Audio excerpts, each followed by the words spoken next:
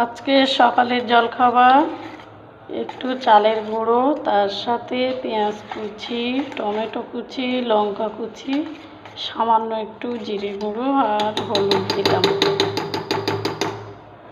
দিয়ে এগুলোকে ভালো করে ফেটিয়ে নিয়েছি। কড়াইতে তেল গরম করতে দেওয়া আছে, এবার দেখি ছোট ছোট করে ভেজে নিই কেমন হয়।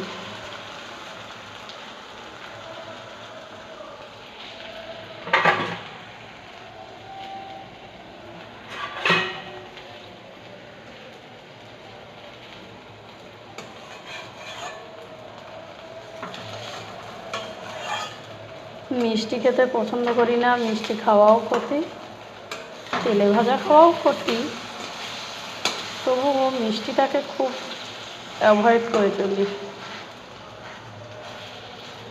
তো এটা চালের গুঁড়ো, তো ময়দা নয়, এই জন্যে চালের গুঁড়োটা সকালের জলখাবারে রেখেছি আজকে।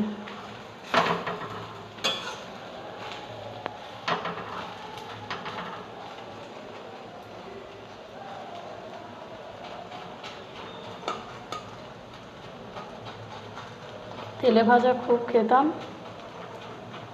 যখন ইচ্ছা হতো এটা ওটা বানিয়ে, পেঁয়াজি, একটু আলুর চপ, একটু বেগুনি, যা কিছু, একটু ডাল বেটে গোড়া।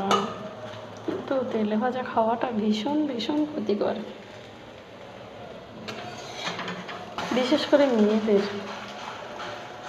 মেয়েরা এই রাস্তার সিঙ্গাড়া, চাউ, চপ এগুলো খেলে বেশি ওভারিয়ান সিস্টগুলো বড় হয়ে যায়, পরবর্তীতে ক্যান্সার ধরা পড়ে।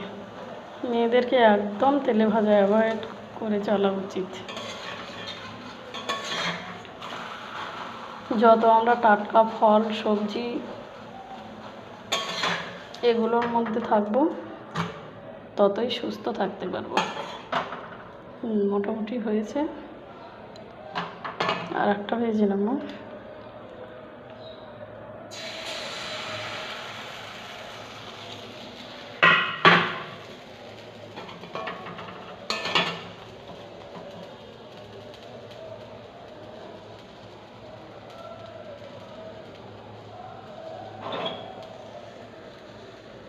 আকাশটা সকালের দিকে এত মেঘলা মেঘলা করে, মনে হবে বৃষ্টি চলে আসবে, বৃষ্টি চলে আসবে, কিন্তু বহুদিন ধরে বৃষ্টি হয় না।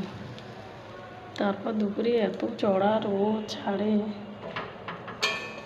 12টা থেকে আর তোলা যায় না, বাইরে বেরোনোই যায় না। এটা বেশ সুন্দর হয়েছিল আগের তুলনায়, তবে উল্টাতে গিয়ে একটু ভাঁজ হয়ে গেছে।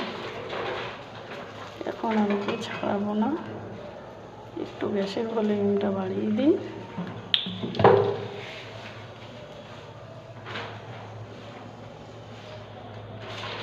কিছুটা ওই পাটিসাপটার মতো হচ্ছে।